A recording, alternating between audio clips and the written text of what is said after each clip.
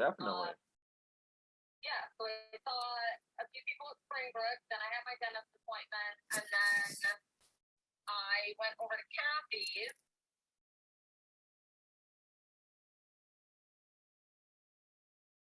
Let me know if I'm too loud.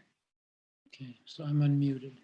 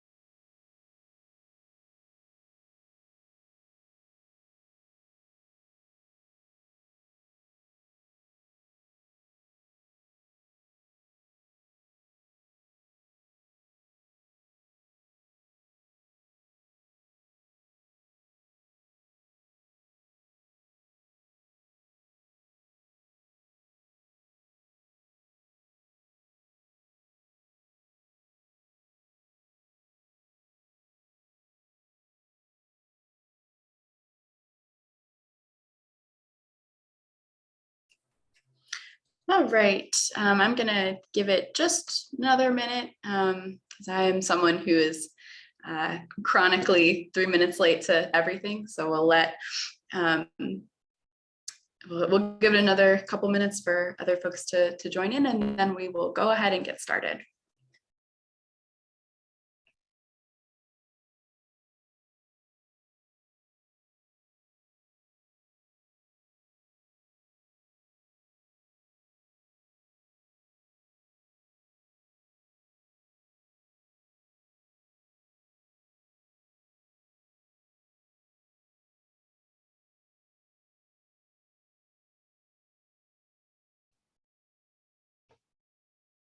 Susanna, just to let you know, the screen sharing is set up for you.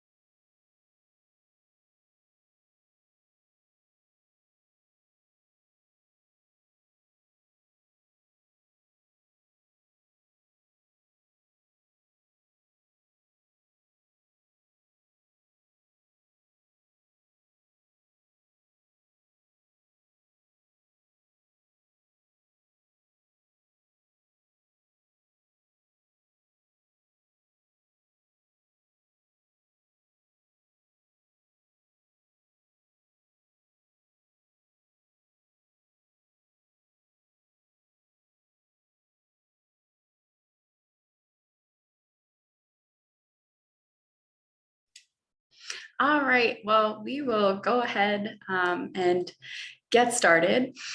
For those of you who have not met me yet, my name is Hannah Weber. A lot of people know me also as Hannah. I'm the lead civilian interpreter here at Old Fort Niagara, and tonight we're going to be talking about Isabella Graham, who is one of the best documented women to live here at the fort. But I want to take just one quick second to give one more plug to our fundraiser that we're doing this month. In honor of Women's History Month, we've been hosting a GoFundMe, and I've posted that link into the Zoom chat box, so you can click on it if you'd like to donate.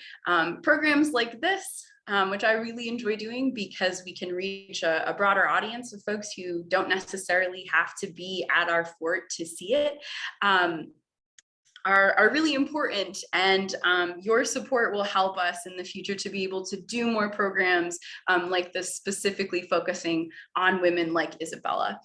So just keep that in mind as you're watching. If you're enjoying it, please do check it out.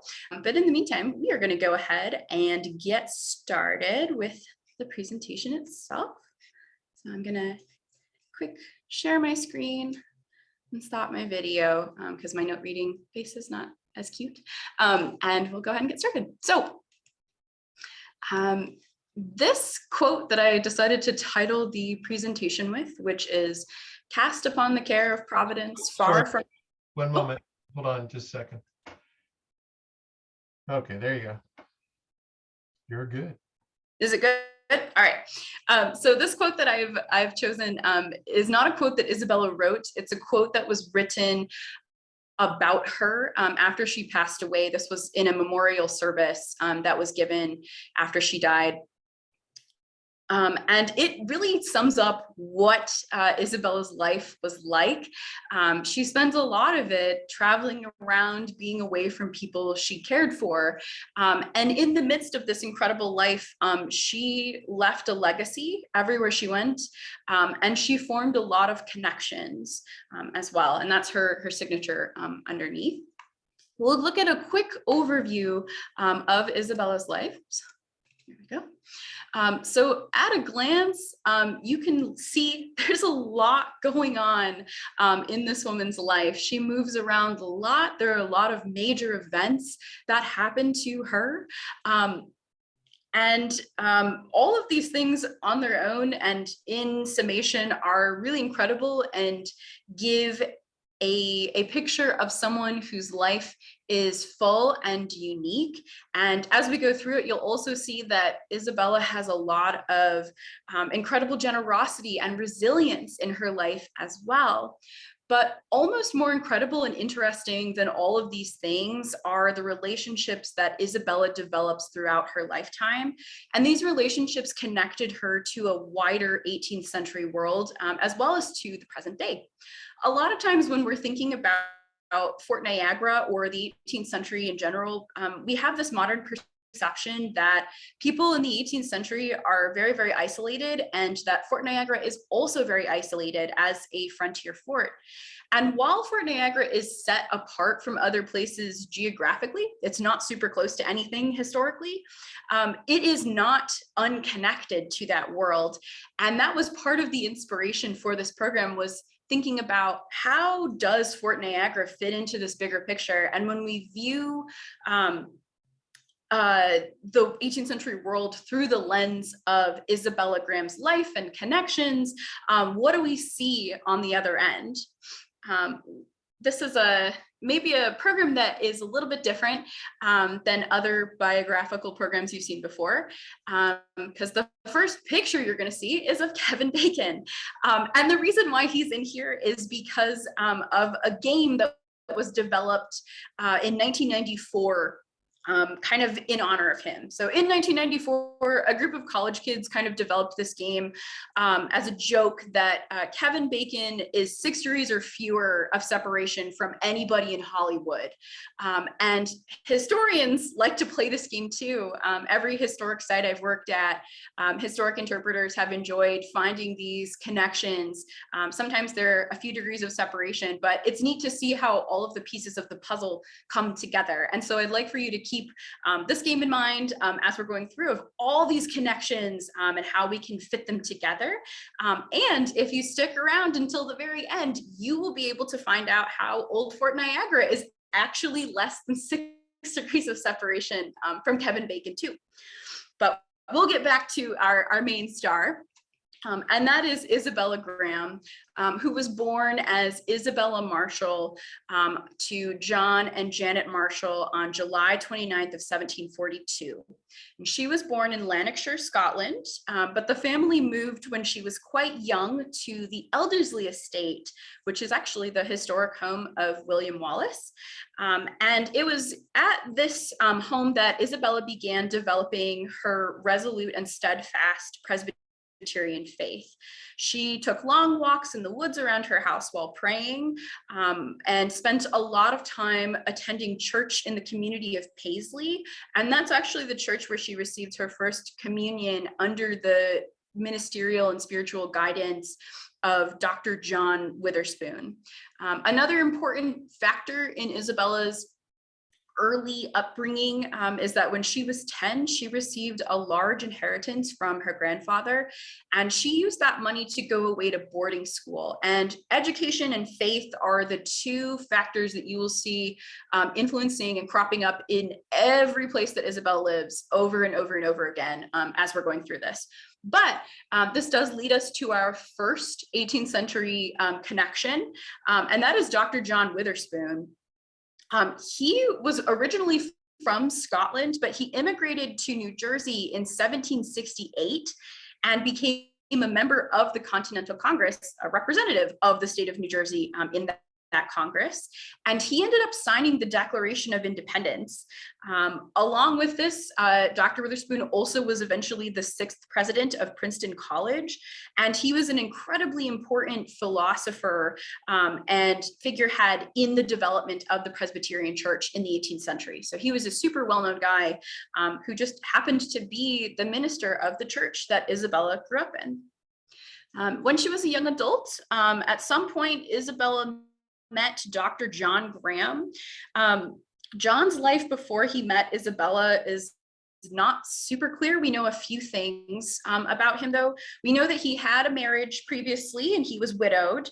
And from that first marriage, he had 3 children, Samuel, Daniel, and Jean.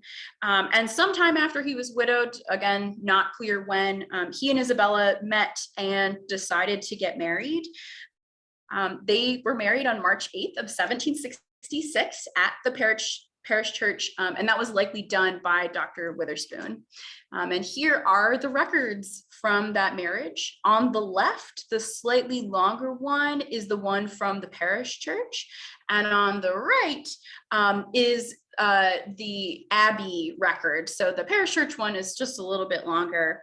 But these two throughout their marriage were incredibly in love, and they respected each other greatly. They referred often and always to one another in their letters as my best friend. They solicited advice and opinions from one another. They cared a lot about each other as people and as partners. About a year after they got married, John was called to serve with the 60th Regiment of Foot, with whom he had purchased a commission as a surgeon. And this regiment was stationed in North America. And so the Grahams were a little bit wary about bringing their young children with them. At this time, they not only had John's 3 kids, but the 2 of them together had an infant son. And so because the journey was kind of long and they weren't sure how long they would have to stay in North America or how much moving around they'd have to do, they elected to leave their children in the care of family and family friends while they went to North America. The family did decide, though, that they were going to stay in North America after John had finished his commission and make a life somewhere along the Mohawk River. And this decision was made after they got there and realized that they really liked it over here. And Isabella wrote a letter to her parents on August 29th of 1767, talking about how difficult this separation was for her. She really missed her family, and she said, "I love my husband even to extravagance, yet my dear friends whom I left behind have a large share of my heart." And this is something that happens regularly, and it's a sentiment that is repeated often throughout her lifetime. She cares a lot for her friends and family, but she is frequently separated from them. In 1768, at some point in that year, Isabella arrives at Fort Niagara. John had to go to the fort ahead of her, so Isabella spent some time in Montreal by herself. And she arrives with her newborn daughter, Jessie.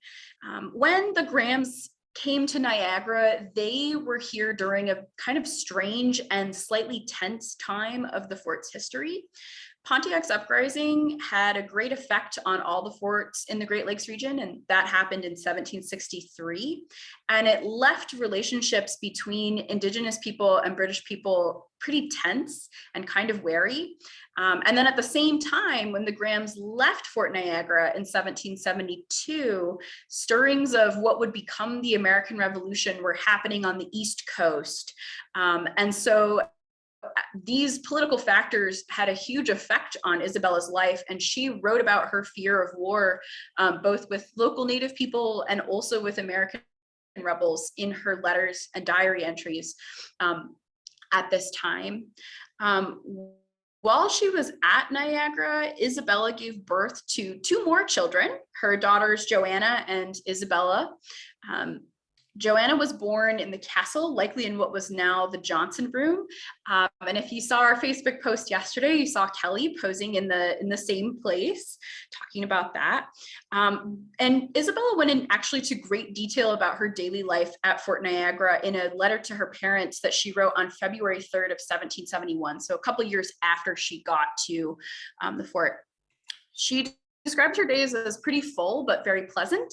She says, "I generally trot about till 2 o'clock, dress the children, order dinner, dress myself, and 20 other things which you know are necessary to be looked after by the mistress of a family. After dinner, I sit down to my work, and we have always a book which the doctor reads." She noted in that same letter that she was, quote, "the only wife in the place." And what she means by that is she's the only officer's wife at that time living at Fort Niagara. And as a result, she and John were hosts to what she referred to as a regular tea table and now and then a little frugal supper. This indicates that unlike most of the other places that Isabella lived in her lifetime, she did not have a large circle of female friends. However, she was fairly close with some of the other officers. And she seemed very happy with her lot in life. And after her death, her daughter refers to the period of time when the family lives at Fort Niagara as the happiest of Isabella's days. While she was at Fort Niagara, one of the other factors that made her time here enjoyable was wandering the woods in thoughtful prayer and meditation, which is something that she did a lot when she was at home as a child, and she continued that here. It brought her a lot of peace to be able to do that, and you can blame her with views like that. One of the reasons why Isabella's life was so easy and pleasant, as she says in the title of this slide, is because of the fact that during their time at Niagara, John purchased 2 enslaved Indigenous girls from Detroit to assist Isabella with housework. Isabella refers to them as Diana and Susan in her letters, but it's unclear if the Grahams bestowed these names upon the girls or if their original kidnappers and enslavers sold them under these names. Regardless, the 2 are definitively children when they arrive at Niagara, and they do a fair amount of housework for the Grahams. According to Isabella, in a letter that she wrote to her mother on February 3rd of 1771, she says, "The eldest milked the cows all summer. She washes and irons all the clothes for the family, scrubs the floors, and does the most part of the kitchen work. The young one's charge is the children and some other little turns when the infant is asleep. I teach them to read and to sew when they have any spare time." It's pretty common for someone of Isabella's social class in the 18th century to have domestic workers in their household. Both free people and enslaved people were common in middle and upper class households. And that little section of letter that I highlighted at the beginning of this slide, this bit here, is part of a larger order for clothing and clothing supplies that Isabella was writing to her mother, asking to send to dress these girls. And while there are not really any depictions of enslaved Indigenous peoples in the 18th century, or at least none that I've been able to come across, girls at least, it seems clear from Isabella's letter and from other resources that enslaved Indigenous peoples a lot of times are dressing the same as other Canadians. And this is a nice depiction of Canadians, both men and women, to get a sense of what Diana and Susan, what kinds of things they might have been wearing while they were living with the Grahams.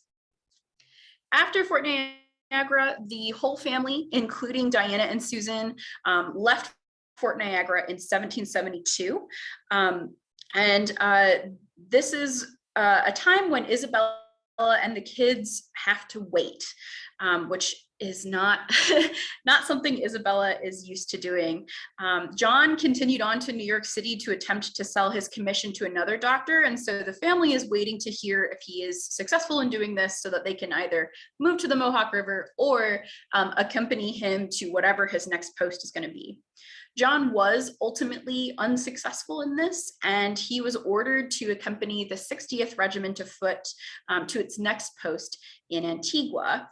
Isabella was very nervous about going on to New York City without hearing from John first about if he wanted her to. But I love this passage from a letter that he writes to her on October 6th of 1772, kind of putting those fears to rest. He says to her, "You know, I have all along left your going or staying or residing where you are entirely to yourself. At the same time, I hope you are perfectly convinced that I'm always happy when I have it in my power to be with my dearest wife and best friend." So these two they're a partnership. And after she receives this letter, with the help of Daniel and Mary McAlpin, Isabella and the kids go to New York City and they join John there. And then the family leaves for Antigua shortly thereafter. And the McAlpins are actually our next 18th century web piece. This is a picture of New York City in 1761. So a little bit early before Isabella got there, but still a good idea of looking at like what the city was like when she was moving there and when she stayed there for a few weeks. But back to the McAlpins. Daniel McAlpin was a pretty prominent figure in the British military. And during the Revolution in 1776, he started recruiting loyalists to fight for the crown. And this group eventually becomes McAlpin's Corps of American Volunteers.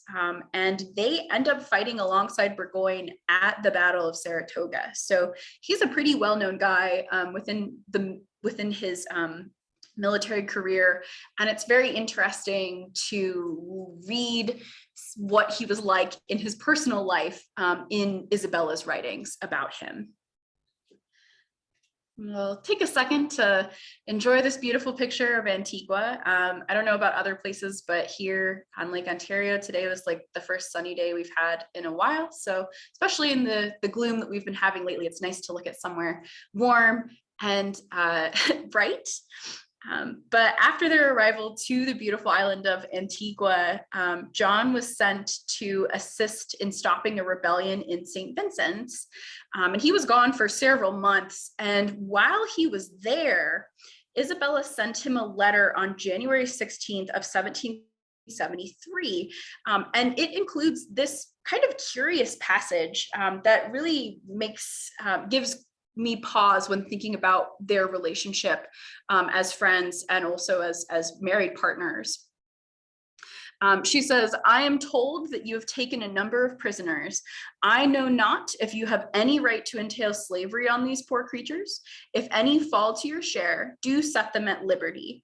And this is an interesting quote because, again, John is the person who purchased Diana and Susan and had them enslaved in their household. And certainly Isabella, at least from what I can find, didn't really seem to protest, at least in any of her letters that are surviving, about having those two girls in their house.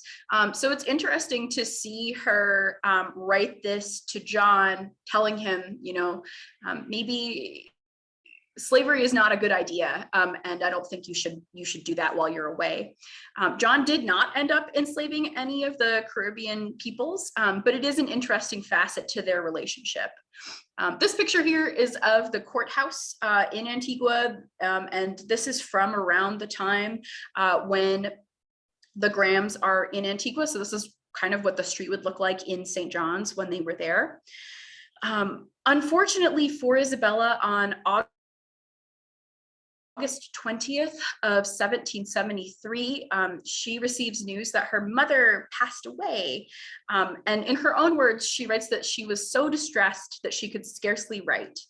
Unfortunately for her, however, the worst was still yet to come, because on November 17th of that same year, so about 3 months later, John fell ill with what was described as a putrid fever, and he passed away on November 22nd. And this was honestly probably the most traumatic thing that happened to Isabella for most of her adult life. She was about 3 months pregnant when John passes away, and she fell into an incredibly deep depression, so much so that as she was nearing the end of her pregnancy, she wrote what amounted to a last will and testament to her friend, Mrs. Grandidier, who was the wife of another officer in the 60th Regiment of Foot, because she was so convinced, she was absolutely positive that she would die in childbirth. This last letter, as I kind of call it, even though it was not her last, was probably written in May of 1774. And it's actually the last that I could find of Isabella writing about Diana and Susan. And this, again, is another really interesting illuminating factor to what is potentially Isabella's changing views on slavery and enslavement. So again, this is like a last will and testament that she's writing. And she says, essentially, if she were to die, let Diana be sent with my children back to Scotland. If there be an infant, a nurse must be found for it, whatever the cost. As for Susan, I am at a loss what to do with her. My heart tells me that I have no right to entail slavery upon her and her offspring. I know that I shall be blamed, but I am about to be called to an account by a higher power than any in this world for my conduct, and I dare not allow her to be sold. I therefore leave it to herself either to remain here, or if it be her desire, to accompany the children. The books that detail her life after she passed away, this is Isabella, I should say, go on to say that, quote, one of these girls accompanied her to Scotland where she was married and the other died in Antigua, but it doesn't specify which girl did what. But based on Isabella's letter, I think it is reasonable to guess that Diana accompanied Isabella and her children back to Scotland and that Susan remained in Antigua. But either way, this is the last that we know of the fates of Diana or Susan. Isabella did not pass away in childbirth. She safely gave birth to a son who she named John. And after a short period of rest and recuperation, she and the children made the journey back to Scotland. A heartbroken Isabella returned to Scotland sometime in either late 1774 or early 1775. She returned home to find that her father was penniless and a bit ill. And so with 4 little kids, her ill father, and potentially also Diana to care for and support on her own, she opened a school in Paisley, Scotland to support her family. And we have here the original newspaper advertisement that she published in April 23rd of 1778, trying to drum up business for her school. She worked really hard at this and made friends with many very pious and well-connected people in the area. And these friends thought so highly of her that in 1780, they pooled their money together to pay for Isabella to open a boarding school in Edinburgh. And this was really a huge success for her. The school was incredibly popular. She was making a good amount of money. And one of the people with whom she was friends and who helped her to open this school was none other than Anne Rutherford Scott, who was the mother of Sir Walter Scott, the poet. The two of them were incredibly close. Anne is counted as one of Isabella's warm and personal friends.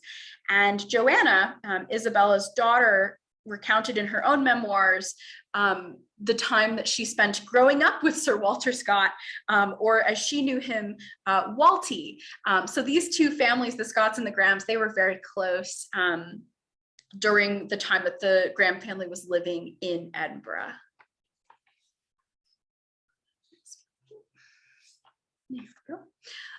In 1789, Dr. Witherspoon, who again had since immigrated to New Jersey and had been in the Continental Congress, he came back to Scotland for a visit, and he approached Isabella with the idea of opening a school in New York City.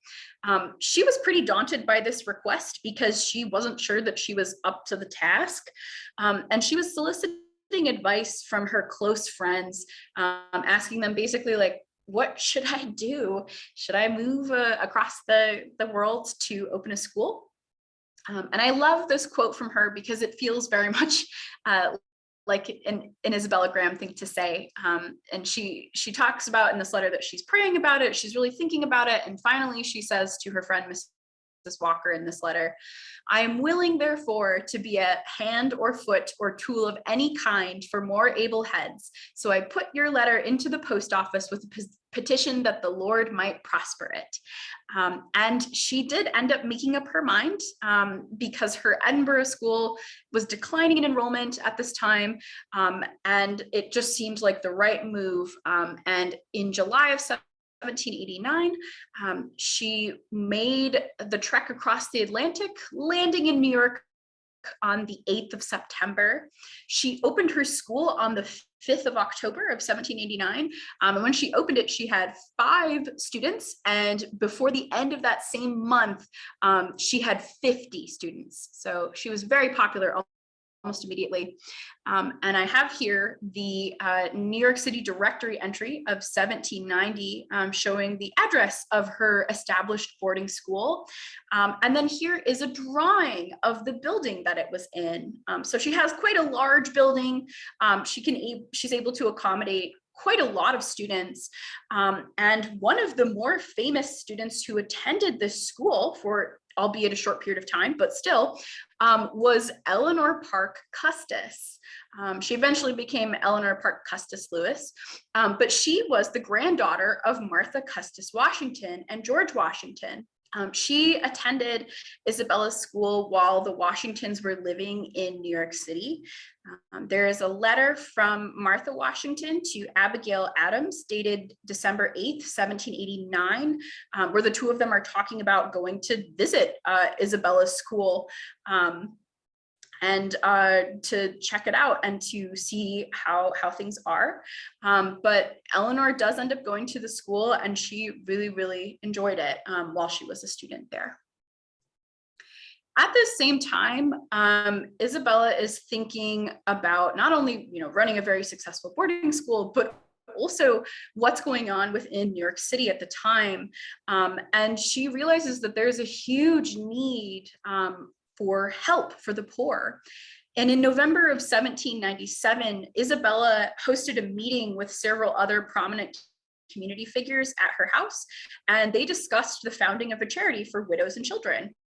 And given her own life circumstances and those of several other founders, this society, which is the Society for the Relief of Poor Widows with Small Children, was one that was very close to Isabella's heart.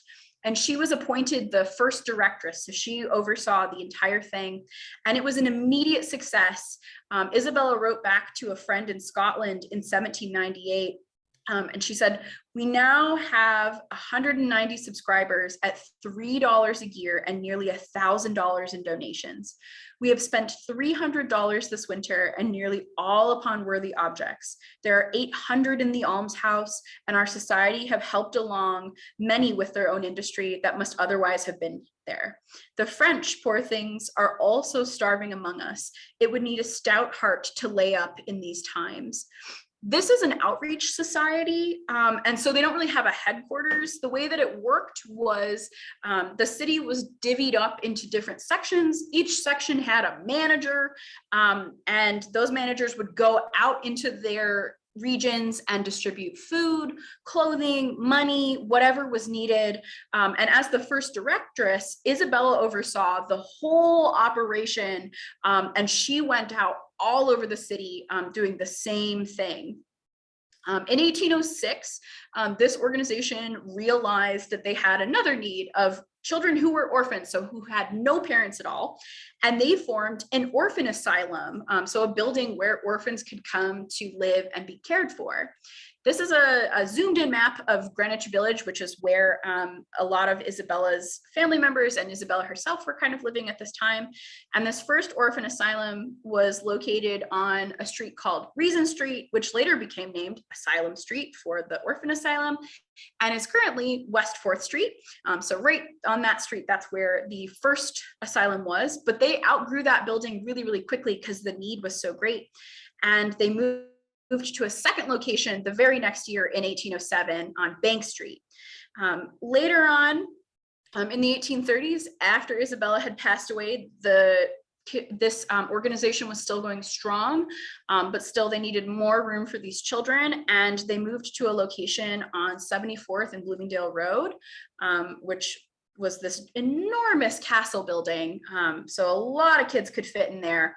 And as time went on, in the 20th century, this organization, so the Orphan Asylum, which changed names a couple of times, grew and changed, and it combined with another foundation for children, and it became what is today known as Graham-Windham. And Graham-Windham, on their website, they cite their mission as being in full partnership with families and communities. Graham-Windham strives to make life-altering difference with children, youth, and families who are overcoming some of life's most difficult challenges and obstacles by helping to build a strong foundation for life, a safe, loving, permanent family, and the opportunity and preparation to thrive in school and in the world. So this organization, which again, it still exists and does work in New York City today, has the same goals as its roots. It is an organization for children and for families in need, and it has Isabella's name right on it. through this organization, through the original organizations, I should say, Isabella meets two more very prominent people and becomes very close friends with them. The first is Elizabeth Schuyler Hamilton, who is the widow of Alexander Hamilton and the daughter of General Philip Schuyler. She's one of the co-founders of the Society for the Relief of Poor Widows with Small Children. And she was a philanthropist in her own right and had a great deal of political pull. She helped to get the organization a lot of help from the government. The other is Elizabeth Bailey Seton. She was another co-founder, and she is the first American-born saint of the Roman Catholic Church. She also began the Sisters of Charity, which is the first American Catholic sisterhood, and she did that in 1809. But she was very heavily involved in both the Society for the Relief of Poor Widows with Small Children and also the orphan asylum movements. And both of these women were close friends and worked very closely with Isabella. This, I love this quote at the top, and it's kind of sad though. It is towards the end of Isabella's life. She's getting very tired, and a lot of that is due to tragedy that happens. Unfortunately for Isabella, on June 8th of 1794, she receives the last letter that she ever gets from her son, John. He was a sailor. He wrote to her from South America talking about a tale of capture and reassignment to a new ship called the Hope. And he tells her that he's kind of homesick, but otherwise he's okay. His fate to this day is unknown. His friends at the time had heard of a ship called the Hope being captured by the French, and they assumed that he died in a French prison. But unfortunately, there were a lot of ships called the Hope in the 18th century. So it's really impossible to say what actually happened to John Jr. We just know that the last time she hears from him is June 8th of 1794. And then in 1795, her eldest daughter, Jessie, passed away about a year after her brother goes missing. And so this quote at the top, while very poignant, it was actually penned 17 years before Isabella actually died. Her grief, while very difficult for her and very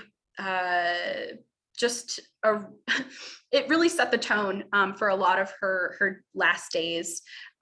Even so, though, she continued to be active in her community and her charity work up until her death. In 1811, some gentlemen of New York established a Magdalene Society and Magdalene House, which was a charity for sex workers to help kind of get them out of poverty, get them out of sex work and into legal and, oh, sorry, I'm about to sneeze. Excuse me. Into other lines of work. And Isabella was selected as the presiding lady, and she held this position until her death. And then in 1812, so the year after that, the trustees of a Sunday school wanted to have regular teachers come in and teach the Bible to students, both children and adults, one afternoon every week. And Isabella was one of those teachers who went every week until the day she died to teach people the Bible.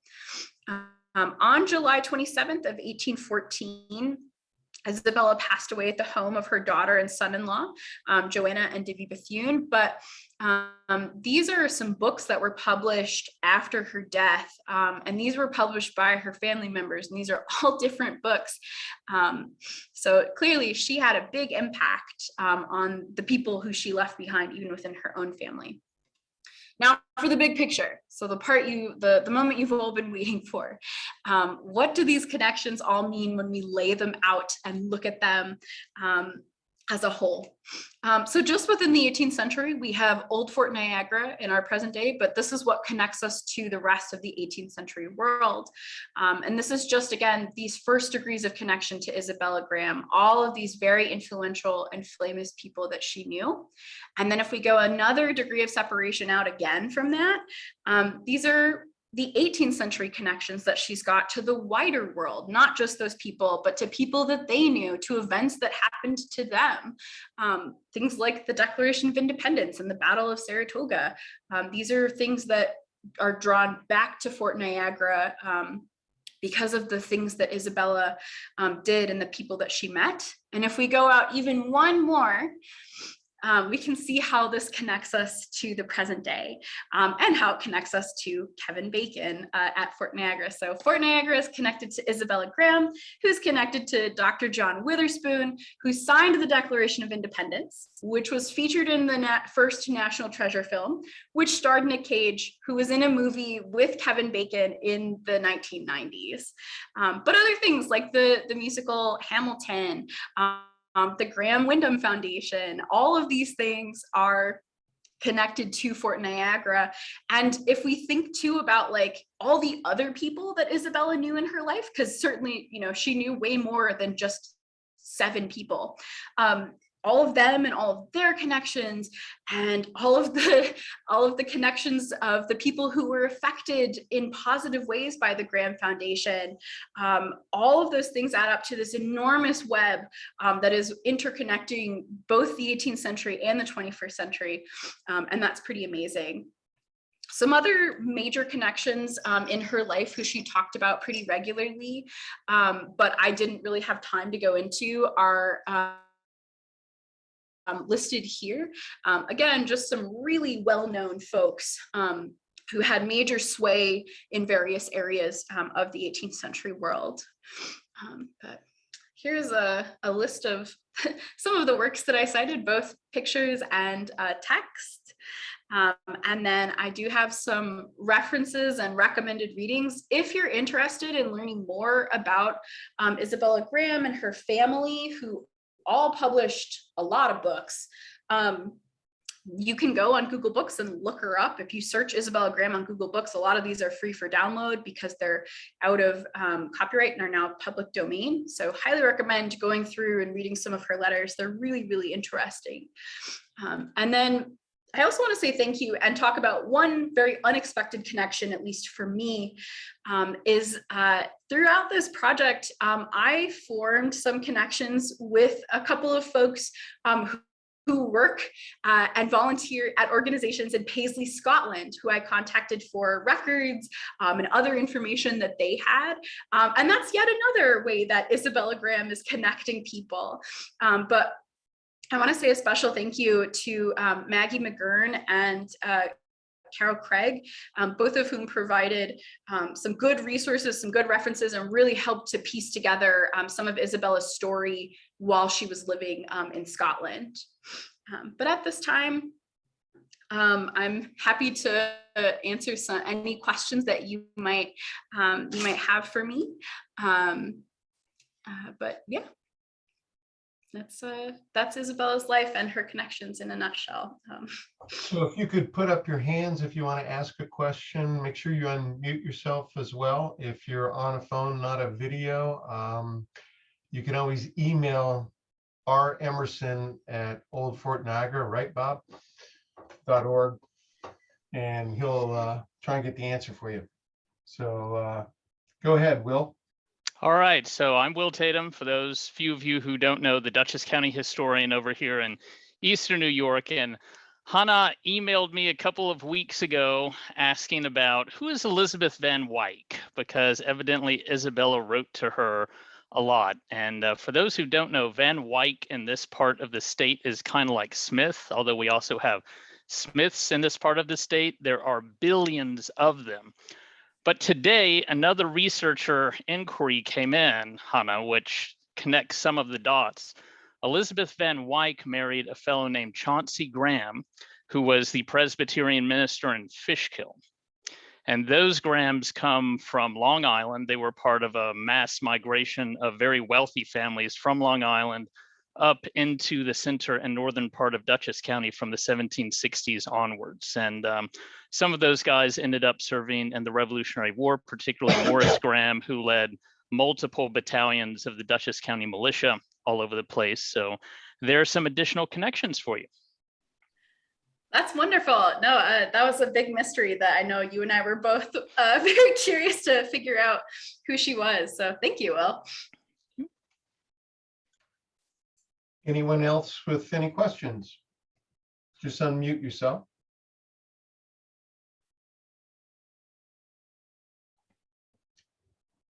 That was an excellent, oh, I'm sorry, Mary Beth, go ahead. Hi, I really was fascinated by this conversation. As I was listening to her talking about Graham's school in New York, I kept thinking, gosh, that's about the same time as Elizabeth Seton. And then I was like, Elizabeth Seton. So when I'm teaching women's history, which I do, and I talk about Republican motherhood in this period, do you think that Graham would be a good example of someone who was trying to provide education and good, the next generation, good citizenship? Could she be a better example than the classic we always talk about is Judith Sargent Murray? I don't know if necessarily, I don't know if better is the right word, but certainly, yes, she is.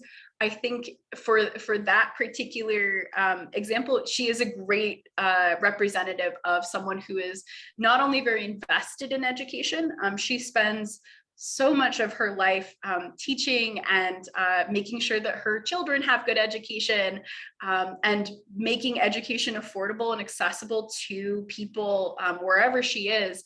And part of the education is, at least in her schools, part of the education is codes of conduct and how to basically like be a good member of the school community. Those are detail. I didn't have time to include them in, but they're really cute and really nice examples of how she ran the school. One example that I think is really interesting that I love to throw in is her school in Edinburgh, which was a boarding school. They had a like teeny elected justice system. So if someone broke a rule in the school, they were tried by a jury and judge of their peers who would also set the punishment. And she basically would just oversee it. But it was to foster community and community involvement. So again, I don't know if better is the right word, but certainly yes, like she is someone who is very invested in education and accessibility of education for lots of people. Thank you. That's great.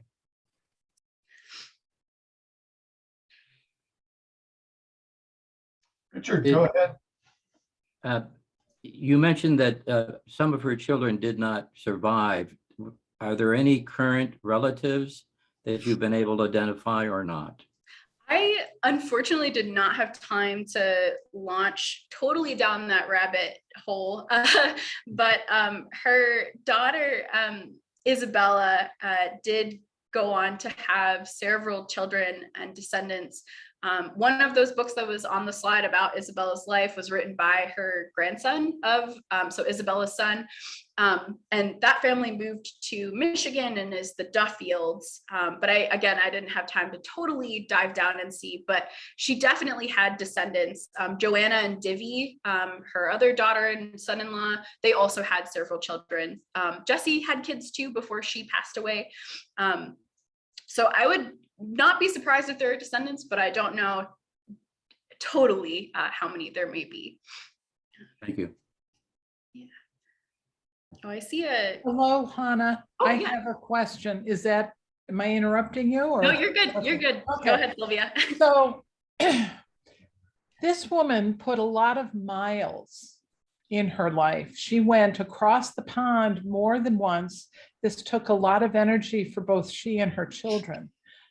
Do you think that the whole idea of who you knew to have the marriages link families together, even as Will said, going to mid-state and having these families be connected, was that important at this point? Yes, it is important for lots of different kinds of reasons. I think it depends on the individual family more than anything. As far as Isabella's family goes, it really seems like she just wanted her children to be happy and healthy and loved and to love their partners. When her daughter Joanna doesn't get married for a while, and is actually a little resistant to the idea of marriage. And then she meets Divvy, her husband, and Isabella encourages that relationship, because even though, Divvy is not a very powerful or well-known man, he's a good guy, and Isabella really likes him. And so for lots of families, yes, like having this kind of power and sway and influence and marrying the right family, or a family who's going to bring business or political influence to your circle, is important. But for Isabella more so, she was just very concerned about her children having a marriage that was as happy and loving as hers was. It's also a good reason to do a lot of traveling with your children, so Yes. they network and meet people in Yes. Dutchess County, right? Yes. Thank you. Nice talk. Does the cat have a question? No, she went away. She's upset now. I see a couple of questions in the chat. I see one about John's children from his first marriage, if we know what happened to them. It's an interesting thing.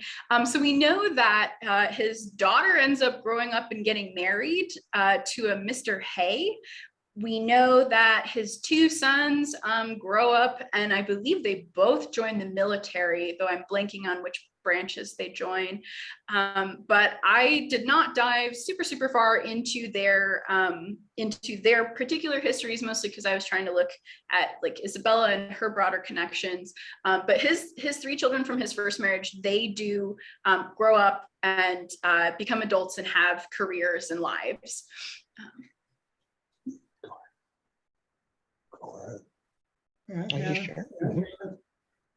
Brian, go ahead if you had a question. Can you hear me? Yes. Harry,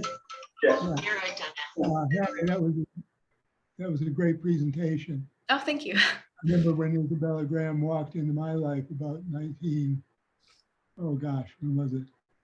About 1992, or even earlier than that. But I couldn't read all the sources. They're a little small on my screen, but I assume you've used the Duffield papers at the Burton Historical Collection. Yes. There's also a collection of Divvy's diaries at the Clements Library. So that's one of the next generations down. And the Duffields were a very prominent family in Detroit at the end of the 19th century. That's interesting to know. Yeah, they seem like they had a fair bit of money by the end of the 19th century. There's a book that her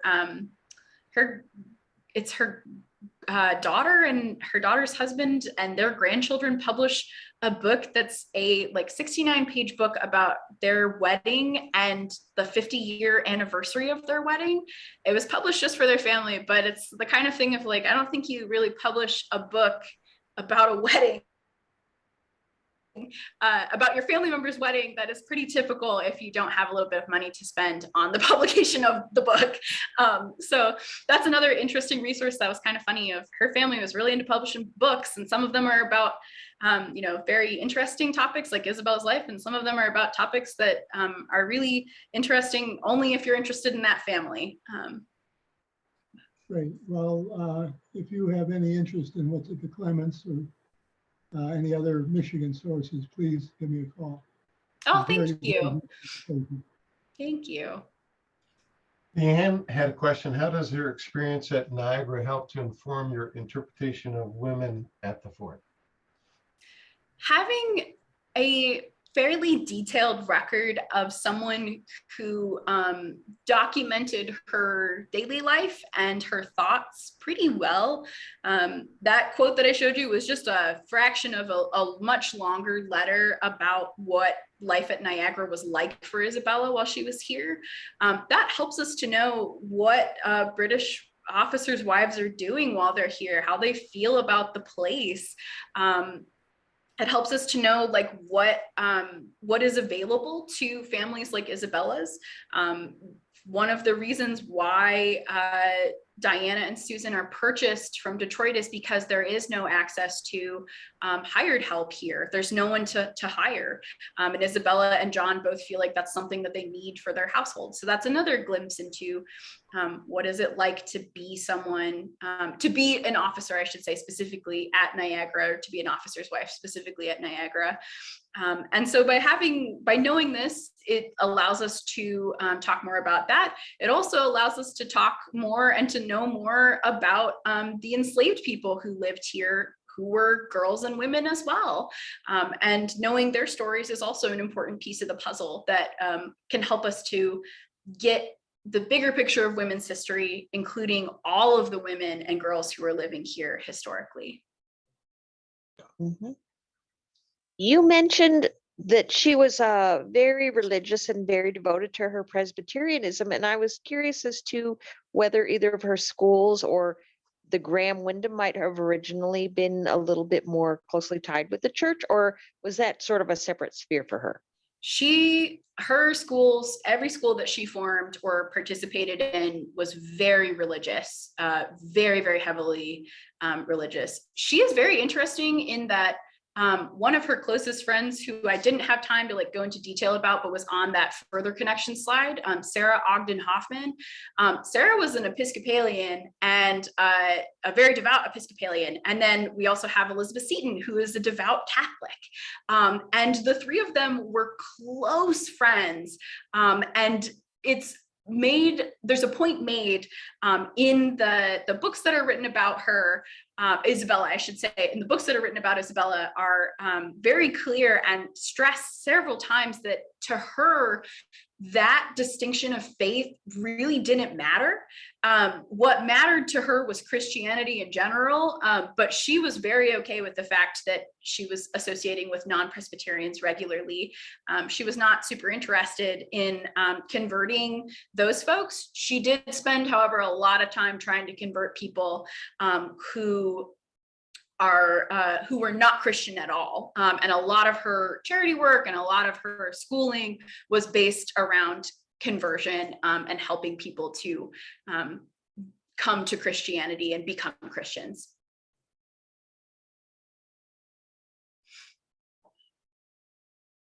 Well, thank you so much, everyone, for coming out tonight. It's been a really fun project to be able to connect some of these broader dots, and I hope that it gets you to think a little bit harder about your own history connections when you're thinking of other historic people, to broaden the web and think about what things might they be connected to that are part of your life now. I also want to take this opportunity to once again say, if you enjoyed this program, if you would like to see other programs around women's history in the future, please do scroll up to the top of that that chat box and click the link for the GoFundMe. Actually, I can post it right now.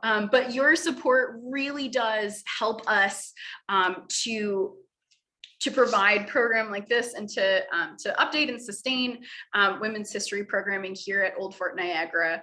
I do believe that this link it expires / the fundraiser is over tomorrow. So please, if you're thinking about donating, please do it tonight.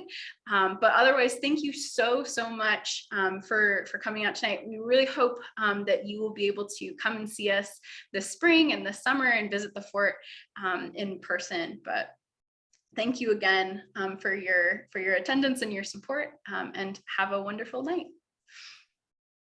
This video will be posted on the Facebook page and the website by Friday, so you can check back then. Thanks, everyone. Good night.